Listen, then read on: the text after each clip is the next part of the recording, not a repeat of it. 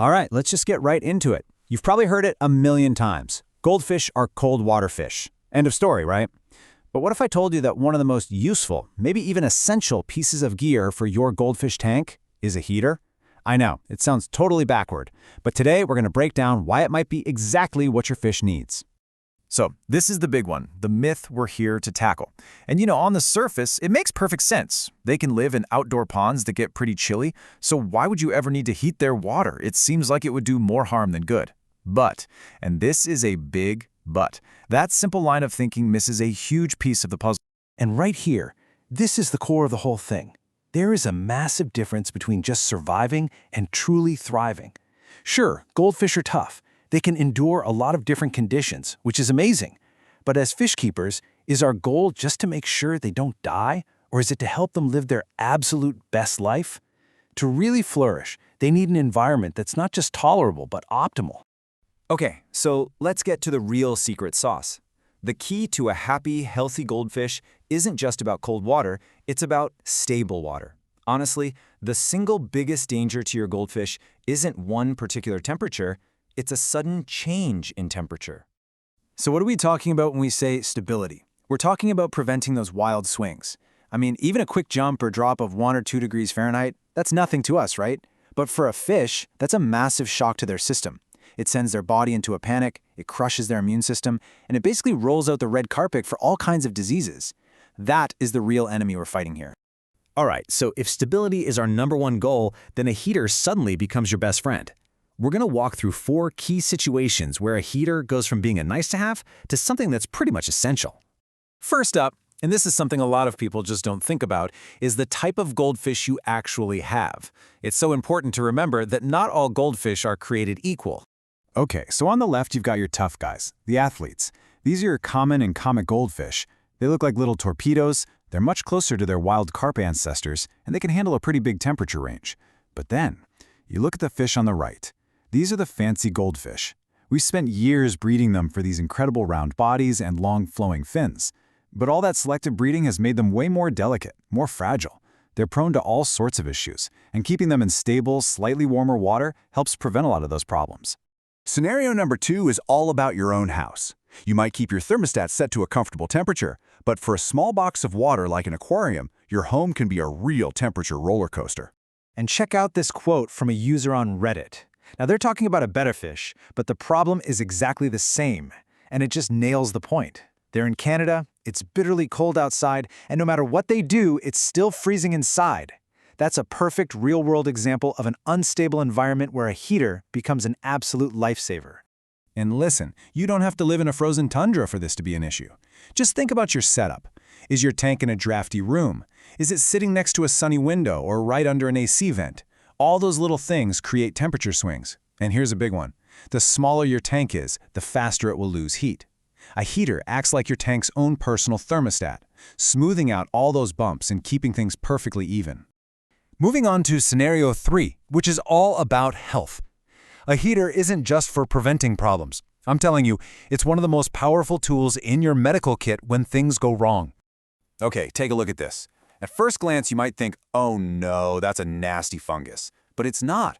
That's actually the fish's own protective slime code going haywire because its immune system has been weakened by a cold snap. It's really common as seasons change. The water gets cold, the fish's immune system slows way down, but all the bacteria and parasites in the water don't. It's a recipe for disaster. So how do we help them? This is where you, the fish keeper, can be a hero. By using a heater to maintain a stable temperature in that sweet spot around 64 to 68 degrees Fahrenheit, you actually boost their metabolism. That jumpstarts their immune system and gives them the strength they need to fight off the infection naturally. And this works for treating specific diseases too. Let's talk about the one that gives every fish keeper nightmares, itch or white spot. You see those tiny white dots, your heart sinks, and you immediately reach for the medication. But hold on, your most powerful weapon in this fight is actually your heater. Just how powerful?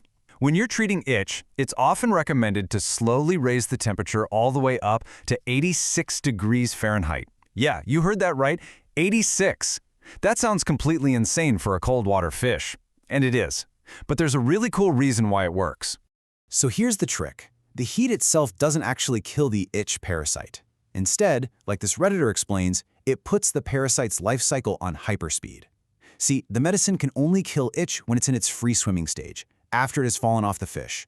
By cranking up the heat, you force the parasite through its life cycle much, much faster. This gets it to that vulnerable stage quicker, which means your medicine can wipe it out more effectively.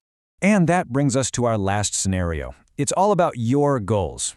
A heater lets you go from being a passive observer to being an active manager of your aquarium, using temperature to get specific, amazing results. You want to breed your goldfish? No problem. Gently raising the temperature over a few days mimics the arrival of spring, which is the natural trigger for them to spawn. Or maybe you want to grow a fish to its absolute maximum potential. Warmer water revs up their metabolism, so they can eat more and grow bigger, faster. It's the same for raising baby goldfish who really need that extra warmth to develop properly. It's like having a control dial for your fish's life cycle. Okay, so if you're thinking, I'm sold, I need a heater, that's awesome. Let's just quickly cover the practical stuff so you can do it right. Just 3 quick tips. First, wattage. A good rule of thumb is about 5 watts per gallon of water, and if you're between sizes, always go for the more powerful one. Second, redundancy. This is a great pro tip. For bigger tanks, it's way safer to use 2 smaller heaters than 1 big one. That way, if one of them fails and gets stuck on, it's less likely to cook your fish, and if one fails off, you still have a backup running. And finally, placement. Put your heater right near your filter's output, where there's lots of water flow. That'll make sure the warm water gets distributed evenly all over the tank. Okay, let's wrap this all up. Time for the final verdict. As you can see from this chart, the perfect temperature really depends on your fish and your goals. For a standard comic goldfish to thrive, a stable 65 to 75 Fahrenheit is fantastic. For those delicate fancy types, you want to aim a little warmer, more like 72 to 78. And then of course you have these very specific temperature ranges for breeding, boosting their immune system, or that emergency high heat treatment for itch. There's just no single magic number. So back to that original question. Do goldfish need a heater? The answer clearly isn't a simple yes or no. The real question you should be asking is this: is my goldfish's home stable? A heater is the single best tool we have to guarantee that stability, protecting them from those dangerous temperature swings and giving them the consistency they absolutely need to flourish. And that's really what it all comes down to. So take a look at your aquarium. Ask yourself, is this a place that's built for my fish to just get by, to just survive? Or is it a place where they can truly live their best life?